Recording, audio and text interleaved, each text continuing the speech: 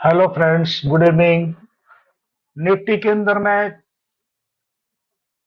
Global market थोड़ा upside हुआ तो निफ्टी की जो नीचे डाउन ट्रेंड आ रही थी, ये एक हेड एंड शोल्डर पैटर्न तैयार हो रहा था। ये हेड एंड शोल्डर पैटर्न तैयार करने के बाद में ऐसा लग रहा था कि निफ्टी अपनी चाल से नीचे की तरफ फिसलने की कोशिश कर रहा है। लेकिन निफ्टी ने जब दोबारा रफ्तार बढ़ी है, मतलब करी है, तो क्या उम्मीद है निफ्टी नीचे दम देगा?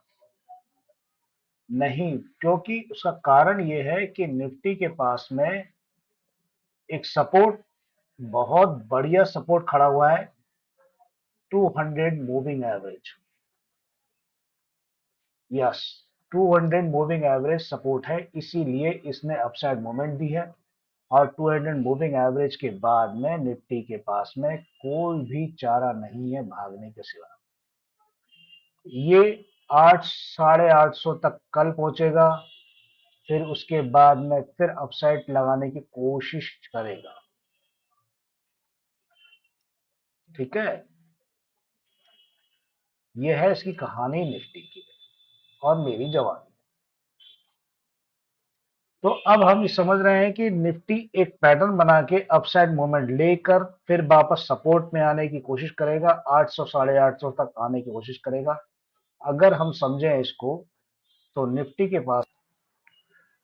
पास में 23,000 तक जाने की क्षमता है। बिल्कुल 23,000 का ही मैं बता रहा हूं आपको। 23,000 तक जाने की क्षमता है, इजीली जा सकता है वो। 23,000 के बाद में थोड़ा सा दबाव आ सकता है उसका।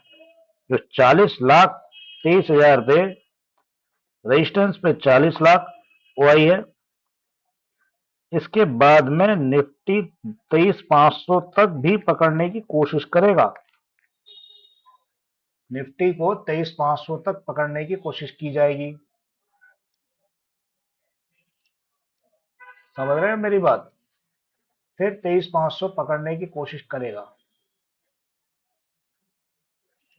एक बहुत ही सटीक तरीके से निफ्टी बहुत तेजी से आगे बढ़ेगा। अभी हम 200 तक ही मॉर्निंग करते हैं, 200 तक। जो आने वाले समय के अंदर में हो सकता है ये तेजी से बढ़ेगा। लेकिन अगर एक दिन के चार्ट के अंदर में आप इसे देखोगे, एक दिन के चार्ट के अंदर में, तो ये देखो भाई, एक दिन के चार्ट के अंदर में थोड़ा सा देखोगे तो कहीं कहीं पर निफ्टी की साइड मूवमेंट भी नजर आती है। कैसे नजर आएगी?